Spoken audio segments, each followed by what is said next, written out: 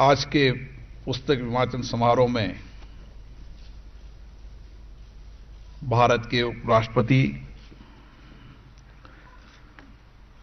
माननीय वेंकैया नायडू साहब,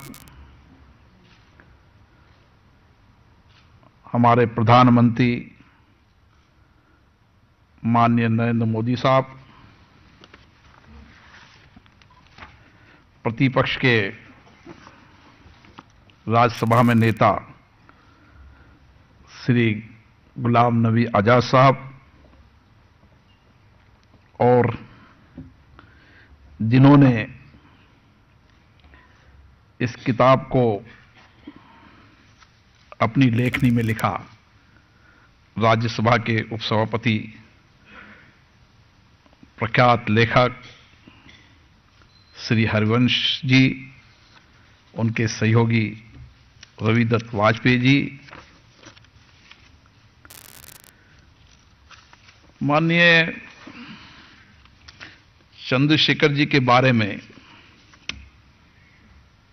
इस देश और दुनिया में सब जानते हैं।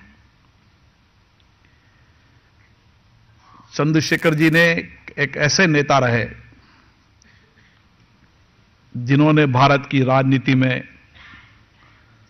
सामाजिक और राजनीतिक बदलाव की एक दिशा दी। हमेशा शोषित पीड़ित व्यक्तियों के लिए न्याय के लिए संघर्ष किया। पूरी जिंदगी समाजवाद के रूप में समाज में बदलाव के लिए संघर्ष किया और हमेशा युवाओं के लोकप्रिय रहे। इसलिए उनकी उम्र कितनी भी हो, लेकिन युवा तुर्क के रूप में चंद्रशेखर जी हमेशा जाने,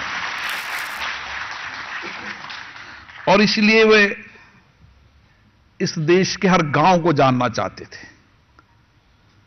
गांव के अभाव में रहने लोगों की समस्याओं को जानना चाहते थे। इसलिए देश में सबसे बड़ी लंबी पदयात्रा की तो माननीय चंद्रशेखर जी ने की।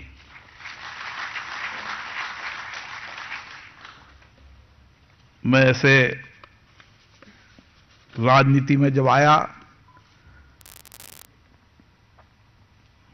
जब मैं उनके दल का सदस्य नहीं रहा, मैं भारतीय जनता पार्टी के दल के सदस्य रहा, लेकिन मेरा उनसे कई बार व्यक्तिगत रूप से मिलना हुआ और मैं एक शब्द में कह सकता हूं कि एक बार मिलने के बाद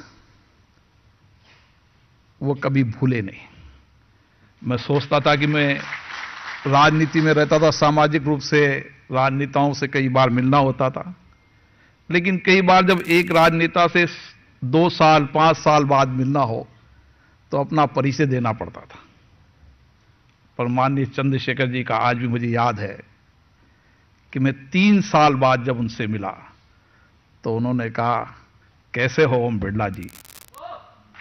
ये राजनीति की एक ऐसी पहचान है जो हमेशा सामाजिक राजनीतिक जीवन में ये याद रखना चाहिए कि हमारे साथ काम करने वाले हजारों कार्यकर्ताओं को हम किस तरीके से नाम से पहचानें।